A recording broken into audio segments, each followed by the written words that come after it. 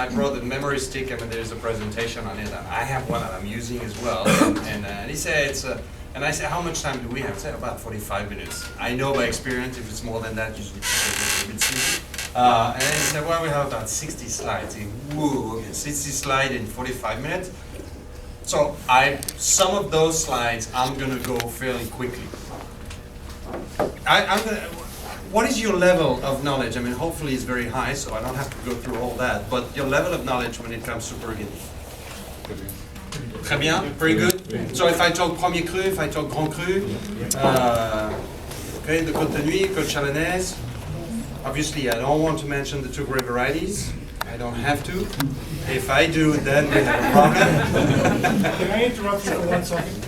We wouldn't be here unless the level of wine knowledge was high. So let's just get that right out of the way. I want you to be comfortable. Okay, well, overall Burgundy. If I talk about the Premier Cru and the Grand Cru, you have 33 Grand Cru.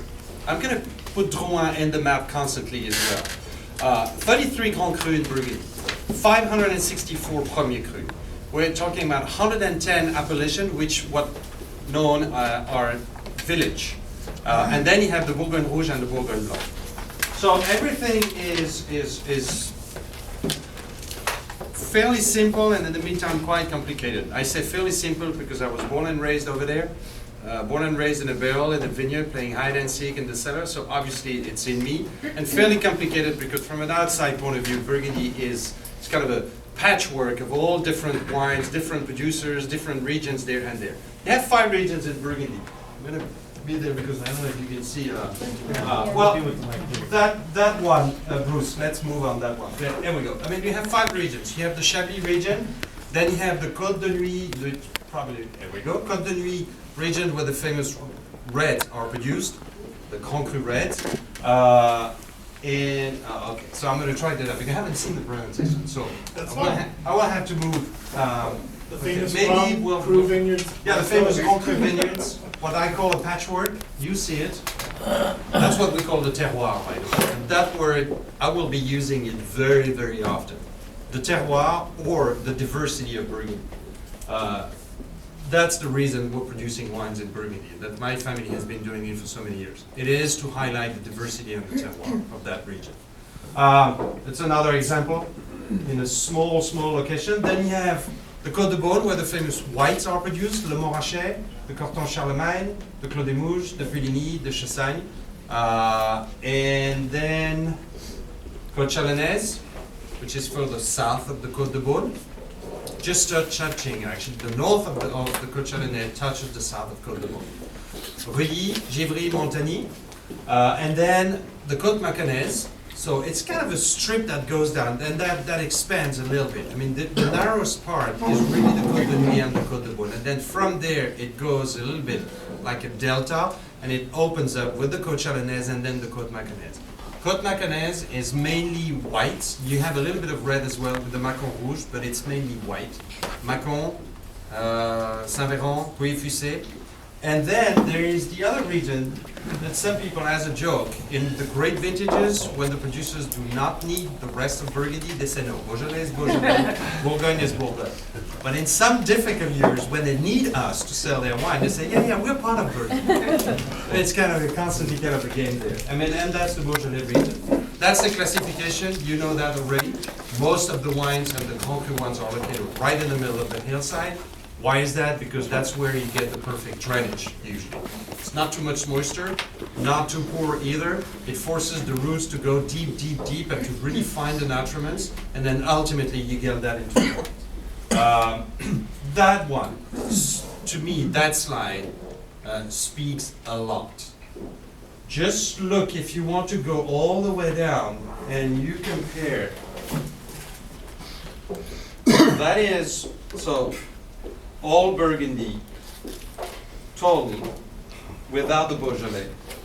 So the real heart of Burgundy. And then you compare that to Bordeaux. 16 million, we're talking 70 millions in Bordeaux. That one to me, I mean, means a lot. The Côte de Nuit, it's only less than 1 million cases just in the Côte de Nuit. So when people are complaining that first they can't get the wines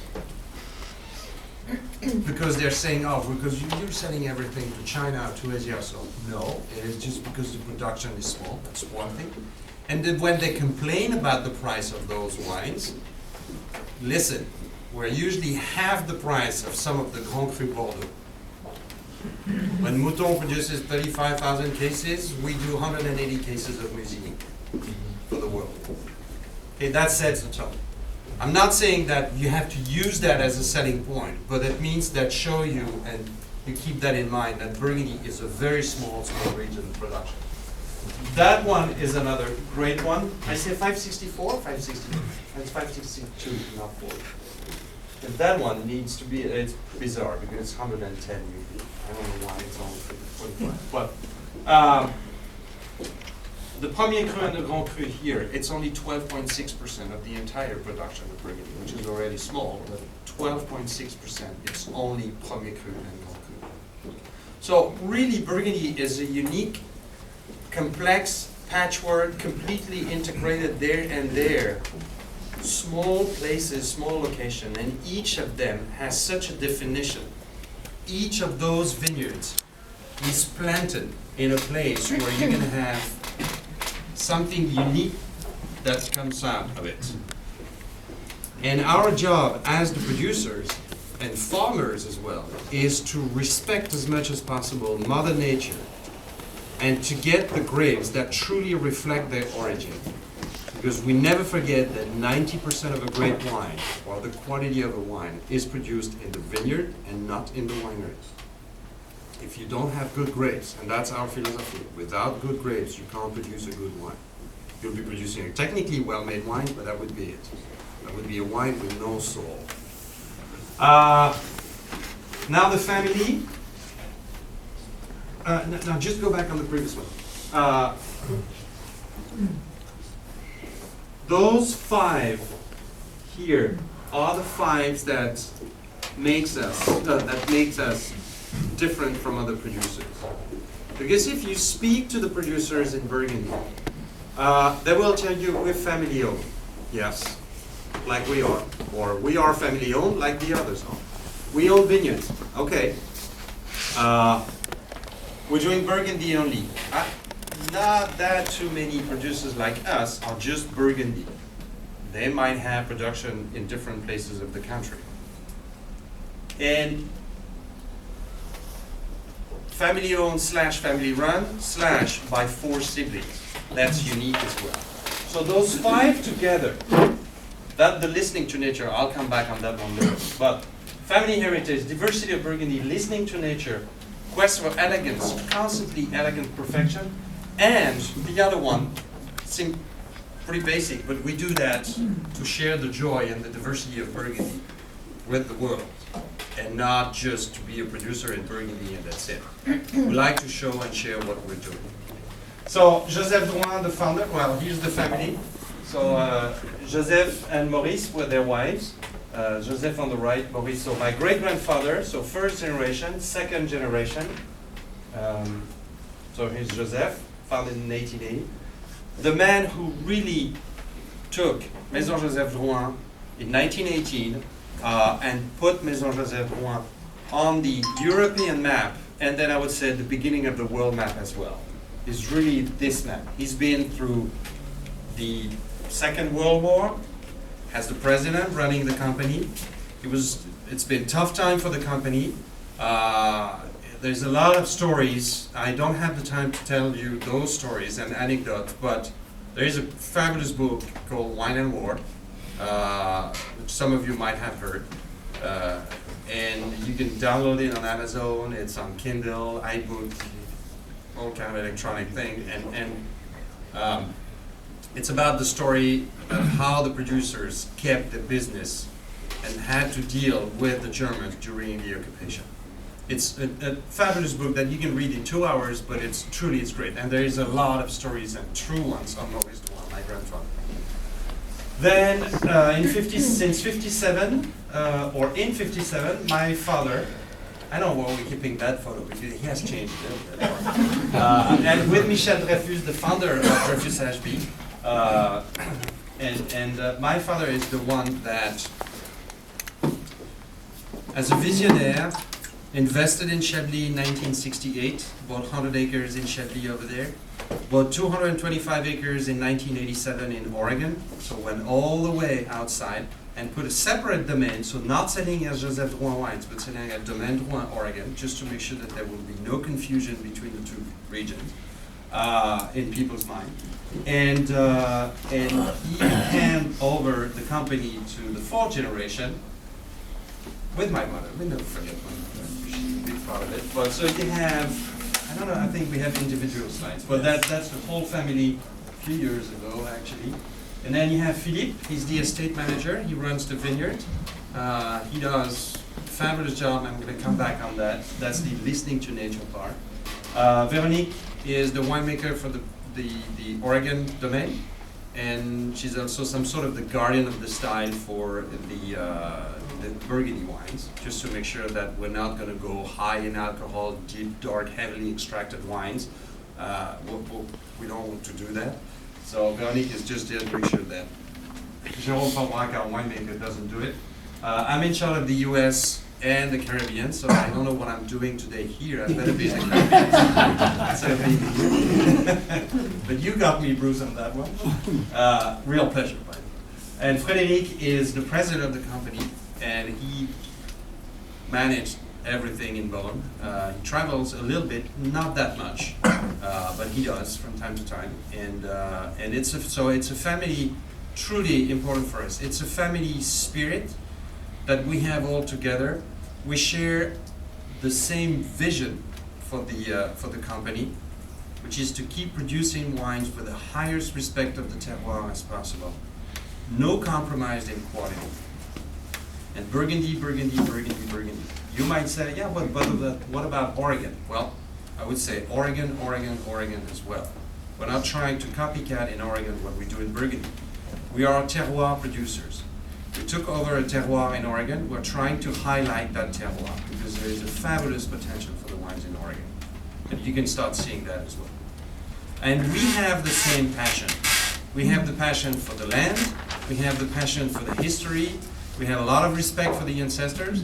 And the fact that we share that passion together as well, or that we have the same passion, I mean, it gives us the strength of moving forward on lots of projects, or even when we do face some issues, and same thing, we're just all together and we're just a little bit stronger by doing things together. We have our own problems as siblings. We don't agree all the time on all things, but when that happens, we usually sit down around the table.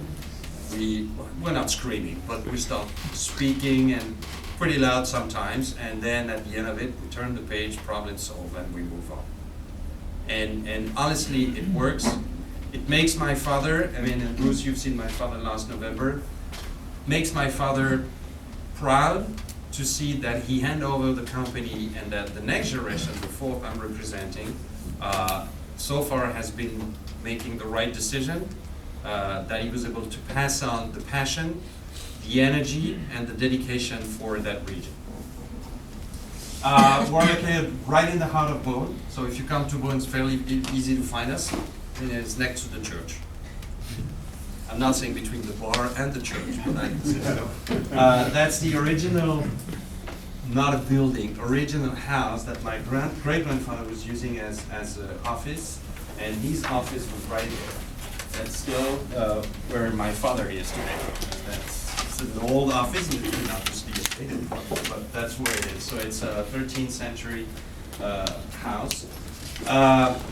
You have to come to Beaune to really see with what we're working.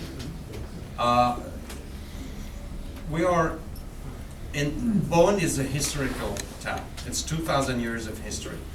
We have in our cellars, it's probably a mile or maybe slightly less than a mile long when you move on the ground and you're attaching them in, and that's where we age some old vintages. We're still using some of those part of the cellars as well to age in barrel before they go back to the winery. And we use that as not a marketing, but as a way to show the history and how much the company has to tell. And we're telling this through those walls. So you're going to travel in time between the 13th century all the way to the 16th century. And it's an experience. Honestly, when you go down there, you're completely isolated. It can be really dark if you turn off the lights, but you're just almost listening to the walls, and they have something to say. And I would say that transpires into the wines as well. Okay, these are dedication to the diversity of Burgundy. We need to update that one, and that's my fault because I haven't done it. We're growing. It's not 180 acres, it's 187 acres. We just added some Chevrolet Beaune not a long time ago, actually last year. And more recently, we released a press release about some Chablis Premier Cru that have been included as well. So we're still expanding the domain as far as we can buy it or we can afford it, some vineyards in Burgundy. We're in the heart of Burgundy, Chablis, Côte d'Or, Côte Chalonnaise. Mainly, obviously, as you can see, Chablis and Côte d'Or. You remember the 1.6% of Premier Cru and Grand Cru? Slide the pyramid. 90%, if I even the Côte d'Or only, 90% of our vineyards are in the Premier Cru and the Grand Cru. That makes us one of the largest Premier Cru and Grand Cru owners. And when we talk Premier Cru, we're talking about the famous ones from the Côte d'Or. Chablis, 30% of Premier Cru and Grand Cru because we have a lot of Chablis AC as well. So total, 60%. So whoever said Drouhin is just a négociant, I hate to hear that. We are a négociant. We're proud to be a négociant because we're dealing and buying fruit from fabulous growers that we've been dealing with for more than 40 years. But we're also proud being an owner. All the black dots, that's where we own vineyards. So some Chevrolet Beaune, some Chambon-Millenium, Clos Bougeot, Beaune Romanée, Le Petit Mont, Montrachet, Marquis. Well, actually not the Montrachet. Montrachet is a négociant wine, by the way. You know the Montrachet? Marquis de la Guiche? Mm-hmm. Yeah, it's a very famous wine from us. And I had to deal with a sommelier not long time ago, and he was really a pain in the ass, without saying anything else. And he said, I'm sorry, but I'm not buying any Joseph Drouhin wines because you're a négociant. I tried to have a discussion with him, and the guy was like, no, you're too big, you're well-known, great wines, I love your wines, but I'm not going to put that because you're way too big. I know, what's the point? And he said, because you're a négociant. I said, we're propriétaire as well. I didn't try to push it. I said at some point, okay, fine, but you need to remove 2 wines from your list, because obviously you had in the past bought some. He didn't want to buy it anymore. He had a few wines. I said, you need to remove the Montrachet and the Chassagne Montrachet Marquis. And he said, why is that? He said, because those 2 prestigious wines are négociant wines. We don't own the vineyards, so technically they are négociant. So that négociant propriétaire thing is an outdated excuse for the sommelier or whoever do not want to buy the Joseph Drouhin or the Louis Latour or the Louis Jadot wine. Some of the greatest producers in Burgundy are the producer I just named. So you're going to hear that, or you probably have heard that already. That négociant propriétaire thing. Just move on that. I think after 4 generations, 134 years of wine production, we're still there. We have a fabulous reputation, still growing, still maintaining that reputation. If we were not that good, I mean, we would not exist anymore, and we would certainly not be family. So whoever is a sommelier is telling me that. I mean, it's just driving me nuts when I hear that. So I just want to punch the guy in the face. The domain, I got that on tape. 187. You can move on that one. So that's the Chablis one since 1968. It is called Drouhin Vaudon. So we have Domaine Drouhin, Oregon, Drouhin Vaudon in Chablis, and Joseph Drouhin in the rest of Burgundy. Drouhin Vaudon, everything is, no, actually we're going to move on that one with listening to nature. The Vaudon name comes from a watermill we own in Chichet, which is a small village very close to Chablis, and that is that watermill. It's just beautiful. It's about an hour and a half drive southeast of Paris, beautifully located. It's a very nice retreat for the weekend. When I was working in Paris, that's usually where I was spending my weekend, just driving my car down, and that was good. These are the Chablis we own. The Moment, Séché, Vaillon. Actually, soon some Mont-Milieu and Montétonnerre as well. Clos, Désir, Beaugros, and Lépreuse. So out of the 7 Grand Cru in Chablis, we own on 4. Lépreuse is the smallest one, and the Clos is the largest one for us. Do you have any questions so far? No? What is the slide number? It's personal. Okay. This is a photograph taken by Oh, makes me hungry, huh? a manager up in Massachusetts that I turned on to Chablis, and he sent this to me as a thank you. He said he could not believe, and this is a person who knows wine, could not believe that the wine he had was AC Chablis and not a number 1. This is kind of something that teases your taste buds. Might have been a little bit of declassified Premier Cru in that one. Perhaps. Perhaps, but